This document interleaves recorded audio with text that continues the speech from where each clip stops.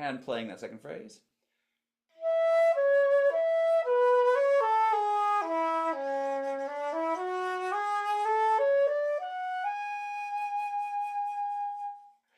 So we have the rhythm box packed, we have the note name box packed. Now, when we just look at these first two little elements, what are some other things that we can think about then? Where do you find challenges in there? Dynamics. Dynamics, yeah. So it starts off soft and we have a crescendo to mezzo forte the first time. And the second one, we have a little crescendo, decrescendo taping away to the G sharp. So, Eric, as far as dynamics go, is there one part of the dynamic that gives you more challenge than the other, or all of it? Um, I think um, I think for me, when it comes to dynamics, it's the endpoint that I always kind of struggle with. So like in that first phrase where you have that crescendo and you're supposed to go up to a mezzo forte, it looks like I kind of have a tendency of overshooting it. And then when I get to there, I'm like, oh shoot, that's supposed to be a mezzo forte, and I'm like playing fortissimo. Ah, I see. So, do you have any thoughts of how you might practice that to be where you want it to be? Maybe I can play the last note to kind of get a sense for what that volume should be, and then I could work my way backwards potentially, or just try to hit that as like the set that as like the goal, and then try to work my way back up that crescendo. Yeah, I love that. That's exactly what I would recommend. So let's hear your B sharp mezzo forte, placing it exactly where you want,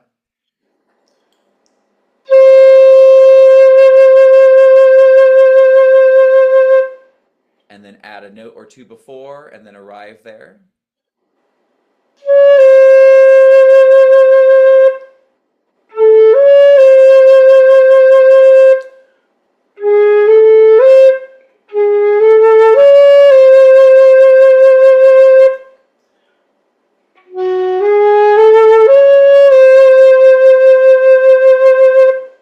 Excellent. How do you feel about that control of your dynamic then?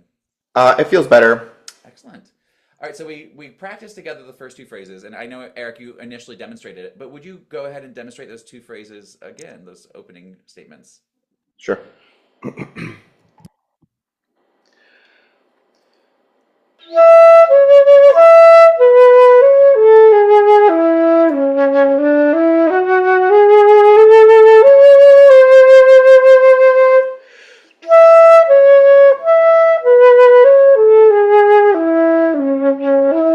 Oops.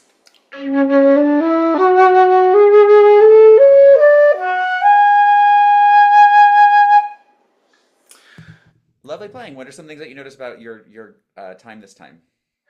Um, I think because this the first time I played it, I wasn't really familiar with the music. It's getting a little bit better now that I'm hearing it over and over again. I'm getting familiar with the phrases. I'm understanding a little bit more what the rhythm should be. Um, yeah, so I probably should have listened to this before attempting to play it. Yeah, maybe, but our minds are so powerful that when you do figure out the rhythm and then the notes and the dynamics and you just start to pack these boxes, then you can put it together yourself. So I think it's really great. Were there elements of those first two phrases that you want to talk about specifically? Um, so the one thing that always kind of confuses me a little bit with slurs and legato marking. So, like when in the retardandos there, we've got some legato markings, and in my mind, I'm thinking about elongating those notes a little bit more than, let's say, the previous ones. Mhm. But I'm not sure if that's correct. Yeah, good. And some of it is up to interpretation and some of it is style. So when we see like the slur and the staccato, we usually will kind of legato tongue those or treat them like a string bowing. When I see the slur and the legato, I kind of oftentimes approach more like you do, where I just try to think of making them a little bit thicker, but I don't necessarily nudge with my tongue a little bit more. Hmm. So I think that that's one where you could try a few different things, and whatever one sounds best to you is probably going to be fine there. Okay. Since the that is a little bit less of a common thing that we'd see as far as like the emulating the violin bowing thing. But yeah, that can be kind of confusing when we see articulation markings underneath the slur. Any other thoughts as far as the tenuto and slur from the group at large?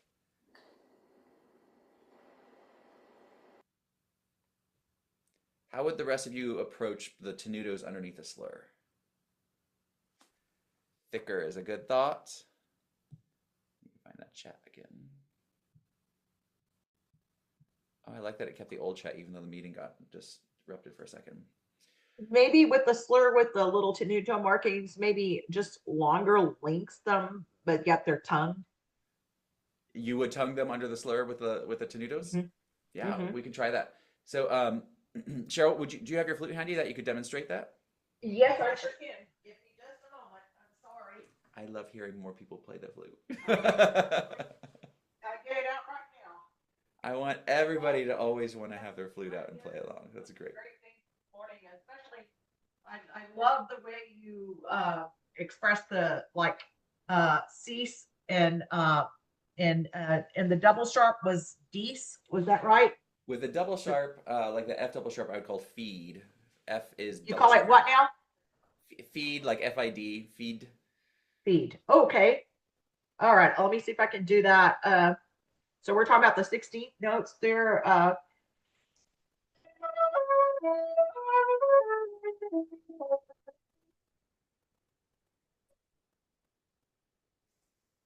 And we're losing your Or sound. Oh, I didn't have my original sound on for musicians this second meeting either.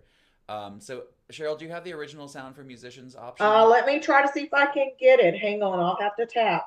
All right.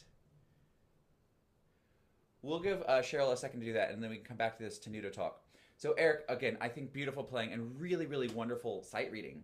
One thing that I noticed that I think could be a fun thing for all of us to practice is how many of you feel great about these intervals just off the bat? And that is, I guess the question I want to ask is how many of you feel like the intervals fit the shape of the slur marking above? So again, we talked earlier when we did our scale warm up how we usually when we do scale practice or even when we do long tones, we were doing half steps, maybe whole steps, stuff like that throughout a lot of our tone practice. That is good to do tone practice of bigger intervals too, so we avoid going or whatever. Eric, you didn't do that, but like when you listen back, you might notice like how smooth the intervals feel. And so I just got distracted. It went from being sunny to like a storm out there. So let's just, as a group, take a second and practice those intervals, starting with the E, C sharp. And we're gonna do it a few times, back and forth, E and C sharp, minor third.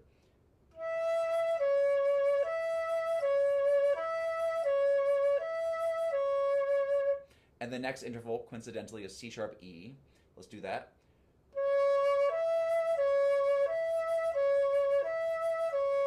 Trying to make it feel like one column of air. The next interval is the E to B. It's a little bit bigger, get the fourth.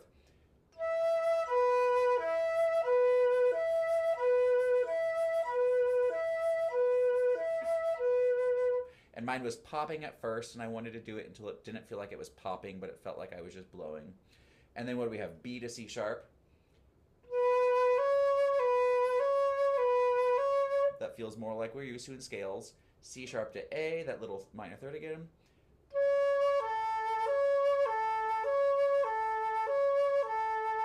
A to G sharp.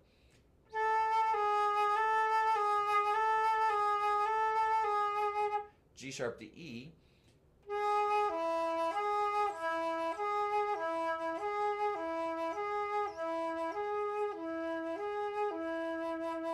Make sure my finger's closing away. The E to C sharp is tricky. We gotta slide the pinky back and forth without lifting it. We talked about this last month, I think, sometime, how oftentimes we'll take oil from our face and wipe it on those two keys to help slide back and forth. So right now, I do have oil on my nose, so that is all I need to get a little bit of lubrication back and forth there. Sometimes people have oil on their forehead, or some report having oil behind their ears. I don't want to say, yay, I have an oily nose today, but like, yay, I can lube that up a little bit and get back and forth. So let's practice that E, C sharp interval.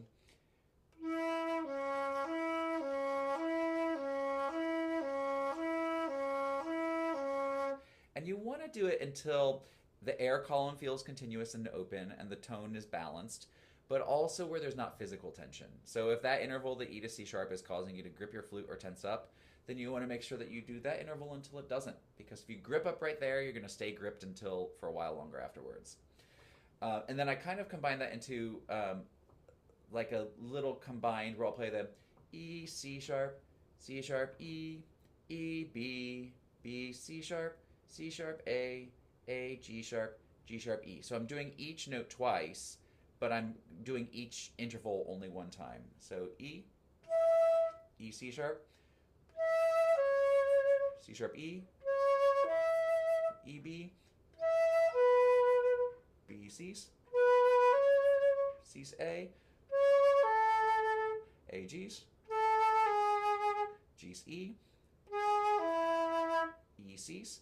Do that one again for me. And then try playing it again.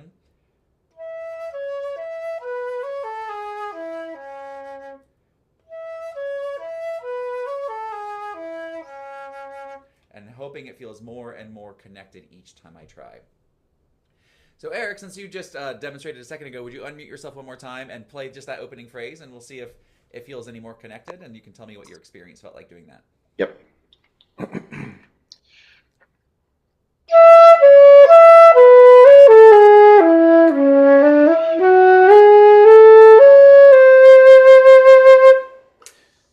So one thing I noticed is I was playing a little too slow before, so I upped the tempo a little bit. But I think, yeah, the trickiest part for me here is the low C sharp. And I think probably yeah, because I have really, really short pinkies. So I struggle to get to the key. So I have a tendency then of rolling my foot joint over a little bit more just so that I can reach. Yeah, we each have unique hands, and so I'm glad that you're finding a way to help it reach, and it could be uncomfortable until you do. Some of my students that have shorter pinkies, I have them actually move their thumb a little bit more to the left, closer to the head joint, because that encourages a little bit more of that rotation of the wrist toward the foot joint, so that may or may not help you also. And then maybe drawing the thumb a little bit more back too, to allow a little bit more of that movement. But yeah, that E to C sharp is going to be hard for all of us. Did the overall smoothness of that phrase feel any more comfortable after practicing the intervals that way? Yeah, it did. It didn't feel as jumpy or as choppy. Mm-hmm. Yeah, it sounded more smooth to me for sure. And we can also think about that column of air when it comes to vibrato. Sometimes we use vibrato, put extra vibrato, faster vibrato, bigger vibrato on certain notes to highlight them, to draw attention to them.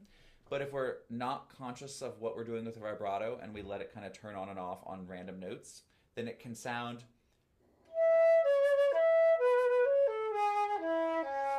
And then we're kind of, even though the air column was more smooth, the vibrato is making it sound a little bit disjunct. So that time through, I also thought it just sounded just generally more connected. And we play this phrase a few times. Later on, we have it the same thing, up the octave. And so maybe that lower octave isn't the one that gives you trouble. Maybe it's a higher octave and stuff like that. But making sure that the intervals feel good is, again, taking those little chunks and convincing our mind that, like, we've got all of these components. We've got another box that we can stack. Yeah, that was my flute against the table. This is why I play on student flutes, because I'm not responsible enough to have a grown-up flute. Cheryl, did you happen to find that the original sound? I'm having difficulties finding that. I'm so sorry. It's just not cooperating today. It's okay. I just know that you always have such beautiful playing to share, so I was hoping. Well, I'd be happy to. I'm thinking you could possibly. It's kind of open to your own prerogative. Either just maybe elongating those four notes and not tonguing either that way. However. Yeah, and under the ritardando too, since it's slowing down, you might just give them each a little bit nudges. Like placing each note, I am a new note, kind of a thing. So there's a few different ways that you could approach it. This phrase does happen a lot of times, and so we might not want to overdo it each time because then it can become predictable or boring. Hey, Nick, you perform all the time. Any thoughts from you? Good morning, everybody. I was just thinking about this a little bit too. The way that I might approach this too is to think not necessarily in terms of maybe a consistent tone, but maybe changing the color. So maybe also taking into consideration that the beginning of this starts piano, and then in that specific spot we have a crescendo to mezzo forte. So I like the idea that Patricia had said about thicker, but maybe changing the color. So maybe you start with maybe a more opaque tone at the beginning, and then as you get closer to mezzo forte, the tone itself gets more condensed, more thick, more like deeper into a darker color, using that idea. And then you can also use the weight of the articulation to aid in the change of color. I love that. Good. Do you have your flute handy that you can demonstrate that? Yep, I do. He just pulls it out of his pocket. It's always there.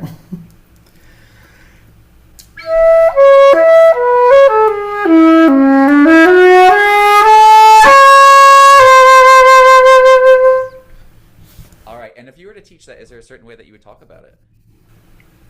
Beautifully demonstrated. Thank you. So I've been thinking about this a lot lately, actually, this week, in terms of support and breath and how that actually translates to how the note heads look on the page. So for me, the way I've been sort of mulling this over in my mind is that when we have note heads that are like these quarter notes that are very thick and filled in, they rest, especially here at the beginning, for support, right, of the notes on the page. They're in the staff, right? So we can think about that in terms of flute playing also as support in our body, right? The way that we allow air to expand in the ribs, and then we have to support the sound somehow. But the notes themselves on the page as we're looking at them are also supported by the staff itself here at the beginning. But then as the notes themselves get faster in rhythmic value, where we have a couple eighth notes here, and then we expand at the end of this phrase to a half note with a fermata on it, I'm thinking about the actual speed of the air in conjunction with how the note heads look on the page. So as the rhythmic value gets faster, I'm thinking about faster supported air.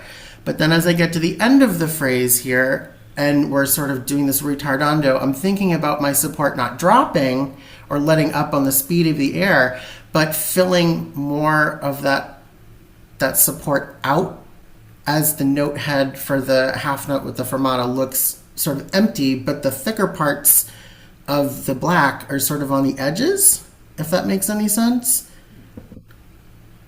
Concept. So to demonstrate, I'm going to keep a nice supported air for all of my quarter notes here.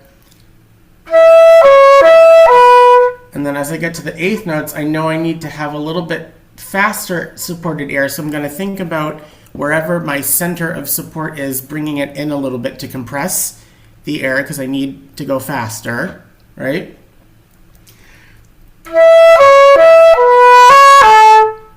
Which also gives direction to my phrasing. And then I'm going to back off a little bit. Increase.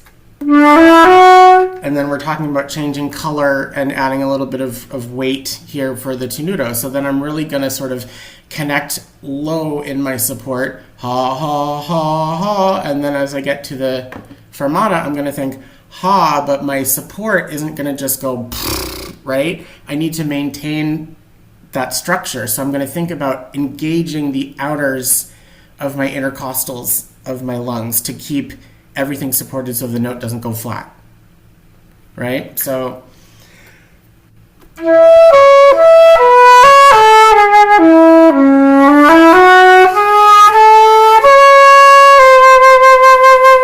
and adding a little bit of vibrato always helps to mask pitch deficiency and all of that too.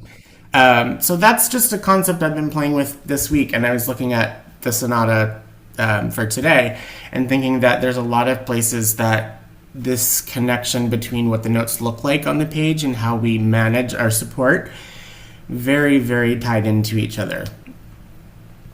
Wonderful, thank you. That's a really unique approach too. So it gives us another thing to think about, which always gets us more engaged. So beautiful playing and great discussion there. With these opening couple of phrases, when moving from the piano to the mezzo forte, or the more opaque to the more condensed, as Nick also mentioned, what are some other ways that in the group that you might think about that or talk about that, or you've heard somebody talk about, if you're a student, teacher, performer, we've all walks of life in this group. So whatever your experiences are valuable. What are some other ways you've heard people talk about that?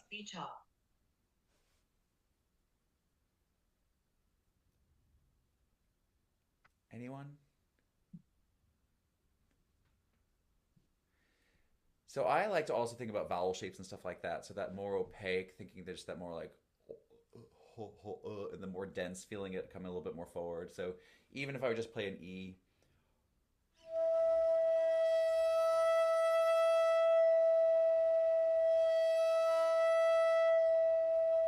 I'm not sure if the tone density is coming through the microphone at all, but maybe starting with that slightly more hollow, opaque tone.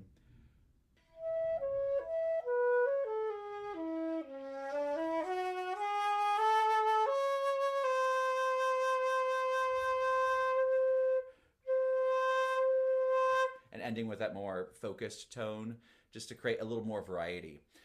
So I love dynamics. I think dynamics are wonderful and we should absolutely practice them. That's one of the big boxes that we need to spend more time packing. Because flute dynamics tend to be the least obvious of most of the instruments in the orchestra, I think. So we have to work a little harder to make them come across. But as Nick mentioned with vibrato, we can sometimes use vibrato to help show more or less intensity of notes too.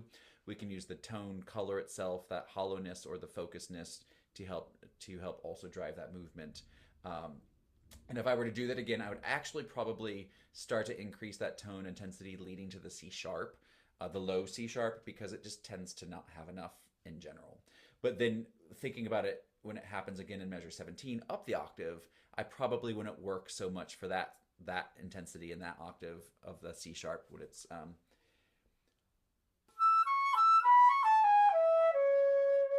because the crescendo hasn't started yet, and that's not a note that needs a lot. And then I would try to intensify the tone density there too. So with that, with the looking on, Nick, are there other thoughts that you have when it comes up the octave, or are you still thinking about that the shape of the note head as helping you think of the shape of the sound too?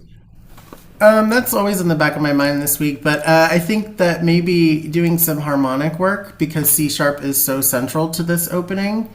And even though it's not always on the downbeat, I feel like the octave relations of C sharp here are really, really important.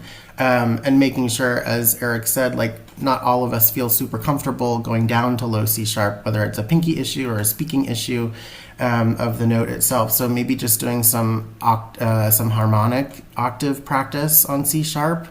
And just seeing where that settles, because that's also just going to transfer your tone and make your tone better, right? For high octave as well. So maybe just doing a little bit of harmonic practice on C sharp would be a good idea. Yeah, and when we practiced our C sharp minor scale as warm up, we did some technical stuff, but we didn't really talk about the intonation tendency and the fickleness of that C sharp. And Nick is speaking to this C sharp here, which tends to be the most fickle note on the flute. It's oftentimes sharp, and any kind of pitch bending, any trying to lower it, we can often overshoot because it's the easiest note to move around. And so it's not very stable. And that part of the reason why this opening is so scary is because it starts off with the first downbeat several times of being that most fickle note on the flute. So yes, thank you, Nick, for reminding us about making sure that C sharp is centered, using harmonics to practice it in so many different ways, because if we're not feeling centered around that tonal center, then we feel off the whole time we're playing. So yeah, and with harmonics, the C sharp fingering is great for that low that C sharp, of course. So fingering the low C sharp,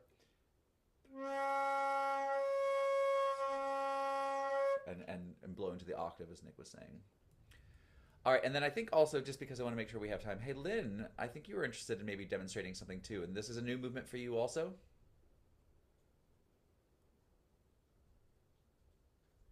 We just need to unmute you.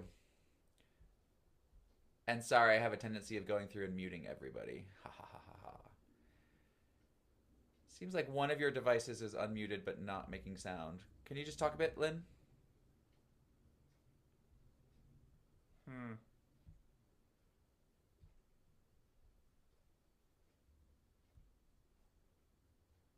Not hearing you at all now.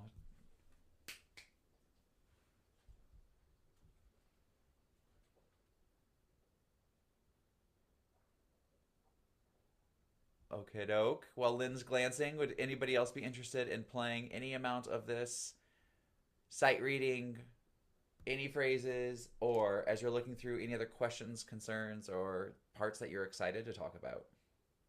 I might explain that when y'all were talking about the opaque color, and again, I apologize for my issue with my adaptive technology. I will get it worked out, believe me. I have that problem frequently with this. And what I wanted to say is for that opaque color, I think a lot of it is what direction you make with your lip and what angle that you're blowing the air, plus the vowel sound and the air speed as well. But to make that opaque sound, it's more of a ooh vowel, and the top lip is more directed toward the middle, going straight across the table. And And compared then when it to gets the a more little, focused tone, what would you do with your lip and the vowel? yeah, with the vowel and the more focused tone, it would be more like an ah. And for the opaque is the U or the ah or the O for the more centered and edgy tone, directing the air down. Does that make Great. sense? Yeah, yeah, and I think vowel shapes are and really great for us to think about creating change in music because we speak, right? That is the most common way that we as humans use our mouth is for language. Afterwards, eating, and then after that, maybe playing the flute, I guess. But like, if we start to think about some of the things that we do when we speak, which is pretty natural to us, we've been doing it since we were months or years old. I don't actually have kids to know like what age people start talking to. Anyway, we've been doing it for a long time. Um, so using those vowel shapes tends to be a really great way of creating those change that we can understand quickly and easily and apply it. So thank you for reminding us of that, Cheryl, of those vowel shapes and just general mouth shapes that we're using in our language. Any other thoughts or questions or comments or statements? Yeah, Eric? Um, it's interesting the way that that first phrase is written. In the beginning, it says to play it simply, but and then at the end there's that retardando. I feel like that retardando is a really good opportunity to be a little bit more expressive to contrast the beginning of the phrase. Mm-hmm. Absolutely. And contrast is the key to keeping yourself engaged and also the audience engaged. Um, and I like to, I like to apply librettos to my music. I'll oftentimes like write poetry or stories to go along with it. And this is one I don't have any words written in it. It's just like you're really enforcing the this is my real thought. Like you've got that you're not this is but this is my real thought if you're like making a more direct statement. So um, starting off with if the words start a little bit more subtly and then you're like really beginning to believe in what you're saying and you're saying it with more passion and more power and emphasizing a little bit more too, so that can help create that contrast. But yeah, Eric, exactly, it starts off with the simplement, just playing simply, but then it gives us a lot of emphasis and slowing it down from the ritardando written to those tenutos over those notes and the crescendo to the fermata, which is a true hold. So it's quite clear that the composer wants us to be less simple with the second half of the phrase as with the beginning. Eric, do you have any desire to share out again a different part since you've already played a bit, or review that part again? And since we've spent a lot of this time together on just those first few measures, would you like to play it one more time and see how it feels at the end of the session? I think I'm good. All right. Well, I thank think you I've very played much, enough for Lynn. today. Thank you for playing. And Lynn, Give thanks. someone else the opportunity to Lynn, do you play. think we have sound? Can we give anything a try? Hi, can you hear me now? I can hear you. Yeah, let's see if the flute's coming through.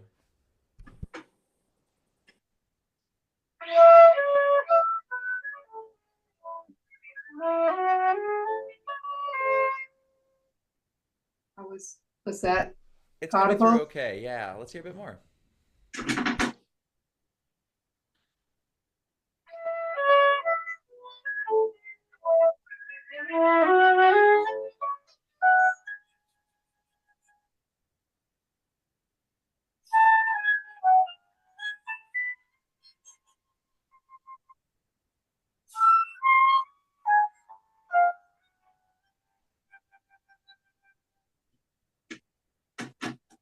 Beautiful. And yeah, the sound is clipping out just a little bit. So that when you listen back, you're going to notice the sound quality gets diminished. And it's the technology, not you. I'm sure it was gorgeous the whole way through.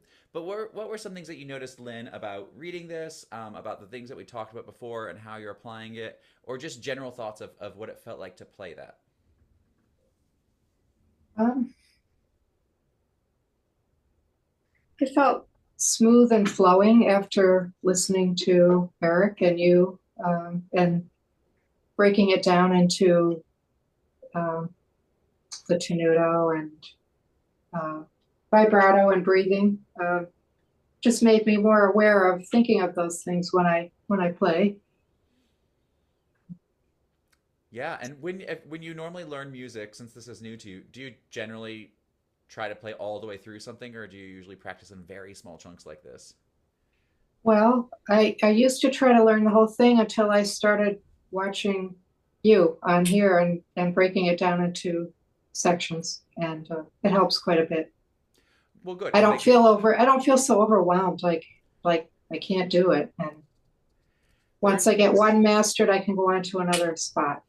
there's no rush to the finish line. There's no real finish line to music. It's just a continuing process. So once we get rid of that desire to get to the end, then we can get a lot done. We can learn a lot.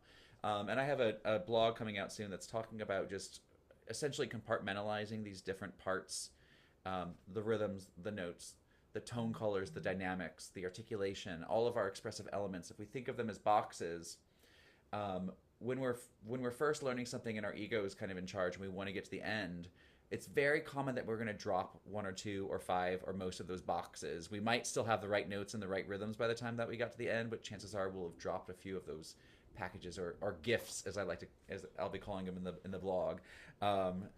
So think of those like presents, and we want to go slow enough or a short enough distance that we can carry all 40 of those boxes, all 40 of those gifts that make us the total gift of music down the street, down the sidewalk without dropping any. And doing those small chunks is a great way of doing it. Um, so Lynn, I'm glad that you're looking at it in smaller chunks. Does it feel less intimidating to get through then too? Yes. That's great. And so do you think what will be the next goal for you, the next chunk that you look at? Um, Probably the middle section with the key change. Yeah. Do you want to go over any of that now, or leave that for your home practice? Uh, maybe I'll leave it for my home practice. All right. Well, thank you for sharing out, Lynn. And again, it sounded great what we could hear, and I love that you're finding smoothness through this section. Anybody else like to try playing any part of this or any of the other movements? Any final thoughts or questions or statements? All right. Sorry about I heard something on mute. Go for it. I have a dumb question. So this has confused me for a long time now. In the let's see, what measure is this? They're not numbered. Right before number 4,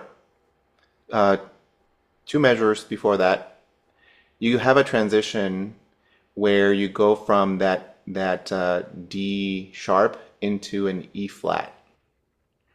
And I never understood, I have trouble understanding the logic between moving from two enharmonic notes like that and what that actually means.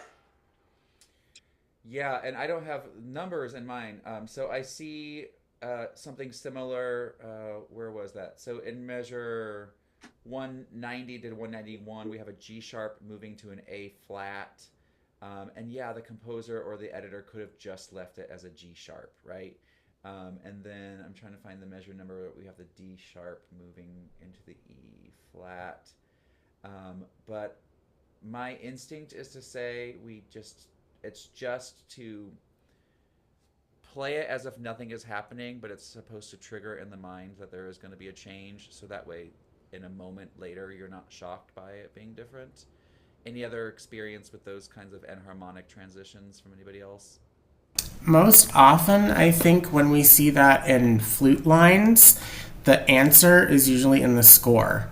not only just in flute repertoire, but also in orchestral music. The change of harmony is what he's looking for, and the support of that change and harmonically is in the piano part there. So that's the reason for the change and harmonically going from the sharp to the flat. You can also think about like how that maybe then influences your maybe choice to do a color change, right? Like how would you take the same note and color it sharp or color it flat, right? Do you think lighter on sharp or darker on flat, or in terms of where it's landing in the measure? Is it on a downbeat? Is it the note before? So it presents a challenge for us, just artistically also, which is fun to figure out, here's this enharmonic note, but how do I manage it? And then by looking in the score, oh, there's a change from a major sense to maybe a minor or a diminished sense, and how does that influence a choice that I'm going to make in tone color or vibrato speed or something else? So Yeah, the chord changes make total sense to me, now that you mentioned that, because as flutists we're always thinking about this because we're usually playing it without accompaniment or without the orchestra, and that's how we practice a lot of times, and we don't think about those things. But your other comment is really interesting about what's the affectation of the note based on whether it's sharp or flat, and it got me thinking about microtones a little bit, and we kind of do it without wanting to sometimes, but maybe this is an opportunity to make that shine a little bit more. yeah, I mean, I think been talking about C sharps, for this piece, but like in orchestral literature, at least for me, Prelude to the Afternoon of Fawn, that starts on C sharp for us, right? But what if it was D flat, right? It's the same note enharmonically, but how would I maybe approach or think about it differently if it was D flat as opposed to C sharp, which like C sharp is a scary note, right? It's all the fingers up except for the pinky. But D flat, for me, at least in my mind, feels so much more comfortable. I don't know why, but maybe because we're thinking about taking the note and putting a cover on it or a lid on it and having that security, right? So if I'm thinking about it as C sharp,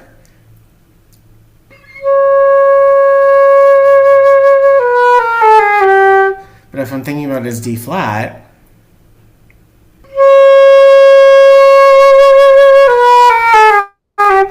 I started with a darker tone color because I'm thinking in that world, right? So it enharmonically does change how we maybe approach the note itself. That's a good analogy, especially since so many composers think of different keys as different colors, right? And then the other thing we can look at is the place that Eric was looking at right before four. If you look at the underlying harmony, you're going from the D sharp is within a B sharp diminished chord, and then the next chord, the E flat, is in an F fully diminished chord. So the note is actually a different note within the chord. And so if you're playing obviously with strings, not with a piano, then you have to actually tune, where am I? Let's get in tune with each other and get in tune in that particular chord structure. And that's not something that you can just know from looking at the page, just the flute part. Yeah, so the function of the note changes because in one chord it could be a third, and in another chord it could be a seventh or a 13th or a ninth or whatever. Yeah. Yes. And that's what's so great about this group is that we have the tracks to play with, so we can hear that change of harmony. Or if you go, wherever you stream your music and listen to a recording, you can hear that change of harmony and then be like, oh yeah, now that makes sense that I'm hearing that. And then you can go to the score and use the score like a treasure map to find out all those things that you're trying to make decisions about. I often will actually play or practice off the score. I know the print gets kind of tiny, but it gives you more information that way, right? We kind of get into our diva, like I'm the soloist mode so many times when we just get the flute part, but there are so many things that are in the score that we have to explore. So it makes us more educated flute players that way. Great. So, Eric, that turned out to be a great question. Thanks for asking it, and thanks for Nick and for Patricia for helping clarify a better answer. And yeah, when we're, if you're already on that C sharp or whatever it is, and you're playing with strings, hopefully they're listening for your pitch and coming in to understand your chord. But if you're playing with piano, the piano's not going to change their temperament just to match you. So you might have to think about how you treat a release differently than to make it sound in tune with the chord in which you're releasing. So many things for us to think about when we're playing the flute. And isn't it amazing, though, how much we accomplish? Like, I hope everybody takes a second and congratulates themselves for sometimes playing most of the right notes, or sometimes playing most of the right rhythms, or sometimes using a dynamic contrast, or sometimes having the vibrato the way you want. Like, we are doing so many things at one time. And it's easy to lose track of celebrating how many things that we're really doing. So everybody who is out there practicing, whether you're practicing one measure of this Gaubert Sonata in A with us, or whether you practice the entire sonata, whatever it is that got your flute out and whatever it is that you did is a huge accomplishment, because there's a lot going on here. So this is the end of our third month of the Gaubert Sonata, and next month we start a completely different piece. Let me just mention that it should be out. It should be typed out somewhere already, but the Pokorny Flute Concerto in D major, which is, most of these works that we're playing are new music to me, which is much more fun for me than hashing stuff I've done a lot. Let me just give a quick little sample of it. It's nice and happy, D major.